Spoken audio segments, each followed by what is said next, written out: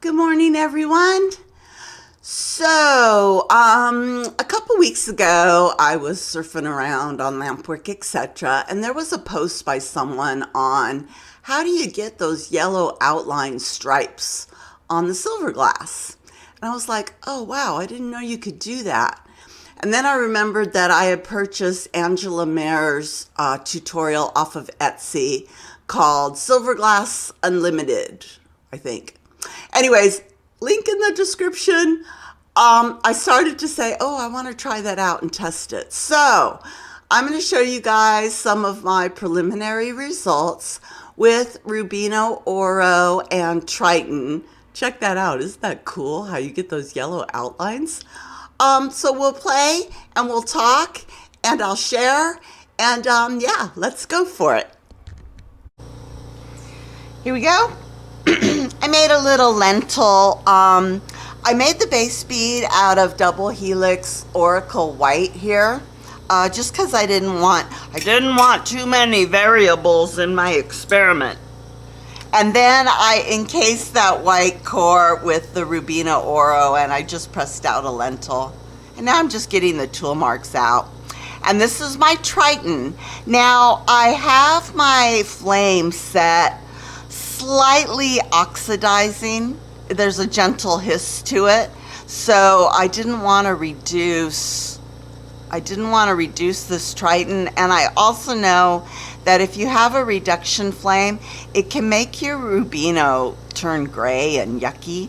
So I wanted to make sure that I had a good oxidizing flame. And I'm just going to make a little spiral here, like so.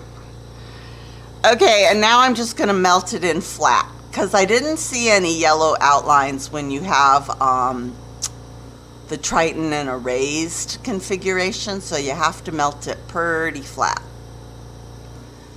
Yay. Keep the back warm too. And I should have pulled a stringer because it's going to take a while to get it flat. I wonder if I can encourage things to melt faster. There you go. Swish it down, melt it faster. It just was really cool. I was like, oh, wow. I tell you what, every time I work with Silverglass, I learn something new. Something new and magical and wondrous. Okay, it's happening, it's melting. Ooh, this is going to be a big old fat spiral. And I don't know if like the yellow outlines, if it's like how much you really cook it or what happens. So I'm still experimenting with this, and I just figure the more I do it, the more I'll discover what happens. See, like the question right now is using a brass press to ultra cool it super quick. Does that make a difference? I don't know. Okay, so it's starting to cool, and you can see those outlines starting to show up. And as it cools, now you can also see like some gray. See what I mean about the Rubino turning kind of gray in here? And I don't know if that's like some type of reduction going on, or if maybe there's a fuming kind of effect that's going on with the Triton against the Rubino, but it does get darker and it does get a little gray. Okay, let me turn off the camera and share with you some other results. Okay, so here's the original bead with the yellow outlines.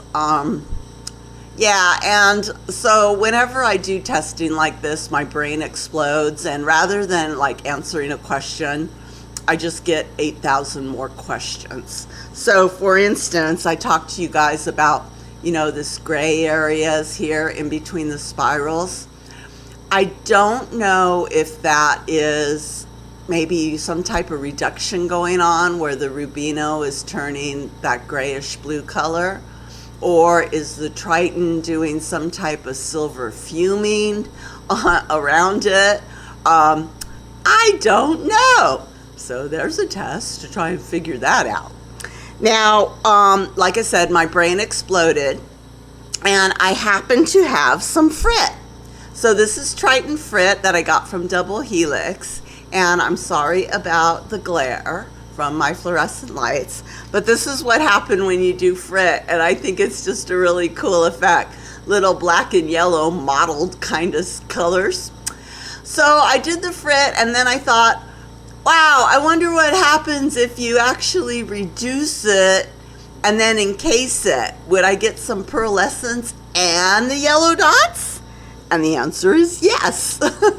So hopefully you can see. There we go. This is the frit that I put on the Rubino, and then I turned my torch down. I turned it to a reduction flame, and I reduced the frit, and then I encased it in Double Helix Zephyr.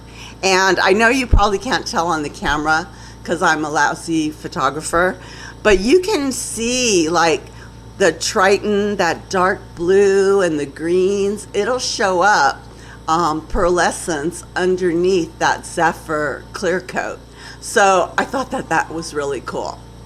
So then once I played around with Triton and Rubino, I was thinking, okay, Rubino is a striking transparent from Effetre. What happens with the other striking transparents?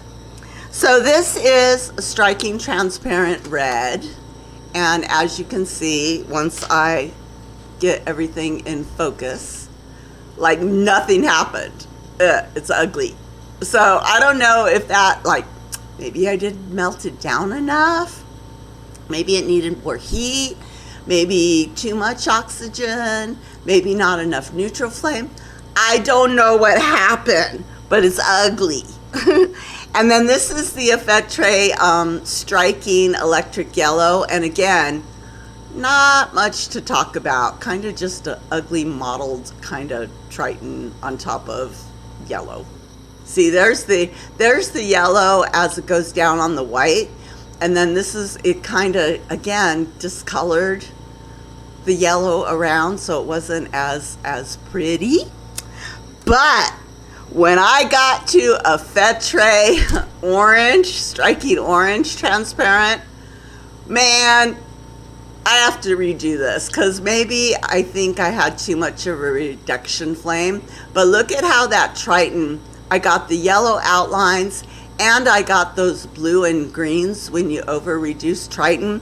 And even in the center here, in that orange part, I got like the blue and greens spread out, and it's just cool. So what does this mean? Well, the first question is, oh, this is what happened with Triton. What happens with all the other reduction colors? So I want to do the same type of test with Maria and Archie and Yasso and Phaeton and Hyperion. I want to try all the reduction glasses on these 4 Effetre transparents. And then I was reading that you can get some cool effects with the Lauscha transparents. So I got a lot of testing that I'm going to do as the spirit moves me. Keep your eyes peeled. I'm not going to do videos on all of this, but I am going to post my results on my Instagram page and on a thread I started in Lampwork, etc. So keep your eyes peeled there. I'll share my results as I get them. Have a great day, everybody, and I'll see you soon.